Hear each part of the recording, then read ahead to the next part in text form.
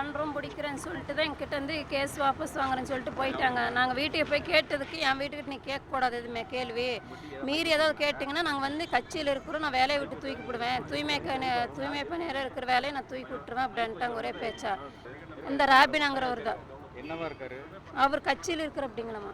நான் கட்சியில் இருக்கிறேன், உன்னால் என்ன பண்ண முடியுமோ பண்ணிக்க, போய் எங்கே போய் மோதிரை பார்த்துக்கான்ட்டாங்க. அதுக்கு தான் நான் வீட்டுக்கு போய் நான் இங்கே எட்டு தான் இங்கே வந்தேன். சரி மனு கொடுக்கலாம் அப்படின்ட்டு தான் வந்தேன். நானும் 3 பொண்ணு வச்சிருக்கிறேன். அவர் வீட்டோடு இருக்கிறப்ப அவங்களுக்கு கேட்டதுக்கு எந்த பதில் கொடுக்குறாங்க எங்களுக்கு. எப்படி இருக்காரு? ஆக்சிடென்ட்ல எவ்வளோ பாதிப்பு? எலும்பு தான் கொஞ்சம் நவந்துச்சு, எலும்பு நவந்துக்குச்சு. அது இன்னும் ஆப்ரேஷன் பண்ணல. ஜன்னி வந்ததுனால ஆப்ரேஷன் பண்ண மாட்டேன்னு அனுப்பிச்சி விட்டாங்க வீட்டுக்கு கூட்டு போய் படுக்க வச்சுட்டு தான் இருக்கிறேன். நான் அதுக்கு தான் போய் கேட்டேன், நீங்கள் எல்லாம் செய்கிறேன்னு தானே சொன்னீங்க, ஏன் எதுவுமே செய்யலைன்னு கேட்டதுக்கு தான் நீ தூய்மை பணியாராக இருக்கிற, உன்னை வேலையை விட்டு தூக்க வேண்டியது வரும் அப்படின்ட்டு. அப்படி எங்கள் வீட்டுக்கிட்ட வந்து சத்தம் போடாத, நான் கட்சியில் இருக்கிறேன் அப்படிங்கிறப்படி, இந்த விஜய் கட்சியில் இருக்கிறோம் அப்படிங்கிறப்படி.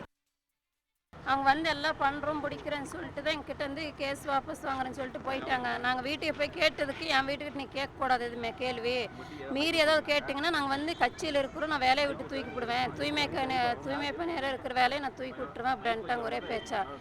இந்த ராபினாங்கிறவர் தான். என்னவா இருக்காரு? அவர் கட்சியில் இருக்கிற அப்படிங்களம்மா. நான் கட்சியில் இருக்கிறேன், உன்னால் என்ன பண்ண முடியுமோ பண்ணிக்க, போய் எங்கே போய் மோதிரை பார்த்துக்கான்ட்டாங்க. அதுக்கு தான் நான் வீட்டுக்கு போய் நான் இங்கே எட்டு தான் இங்கே வந்தேன். சரி மனு கொடுக்கலாம் அப்படின்ட்டு தான் வந்தேன். நானும் 3 பொண்ணு வச்சிருக்கிறேன். அவர் வீட்டோடு இருக்கிறப்ப அவங்களுக்கு கேட்டதுக்கு எந்த பதில் கொடுக்குறாங்க எங்களுக்கு.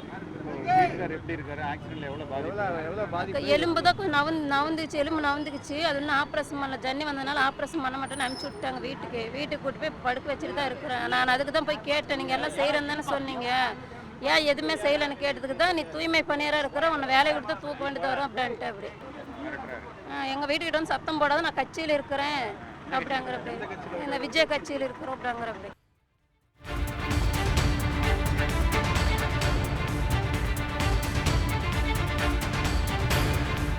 சேலம் அருகே விபத்தில் சிக்கிய கூலி தொழிலாளியின் குடும்பத்திற்கு நிவாரண நிதி பெற்றுத் தருவதாக தாவேக பிரமுகர் ஏமாற்றியுள்ளார்.